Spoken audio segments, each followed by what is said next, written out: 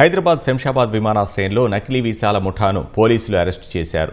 గ్రామాల్లోని అమాయకులకు విదేశాలకు ఎక్కువగా జీతాలు ఇస్తామంటూ మాయమాటలు చెప్పి మోసగిస్తున్నట్లు గుర్తించారు.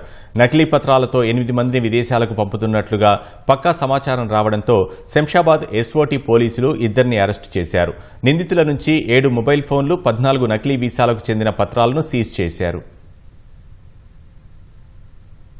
సత్యనారాయణ, అంజీ, బాలాజీ, శివకుమార్, గోపాల్ అని 5 మంది ఊర్లలో ఉన్న ఇల్లిటరేట్ లేబర్ని లీవర్ చేసి డబ్బులు మీకు బాగా వస్తాయని చెప్పేసి వాళ్ళని నమ్మించేసి వాళ్ళ పేరు మీద వర్క్ వీసాలు ఏర్పాటు తీసుకొని అక్కడ నుంచి కువైట్ నుంచి మళ్ళీ దాన్ని ఇక్కడ వాళ్ళు మ్యానిపులేట్ చేస్తున్నారు అనమాట. అంటే ఒక క్యాన్సిల్ అయినట్టు చేస్తూ మళ్ళీ వాళ్ళకే ఇక్కడ నుంచి విజిటింగ్ వీసాలు తీసుకుంటున్నారు.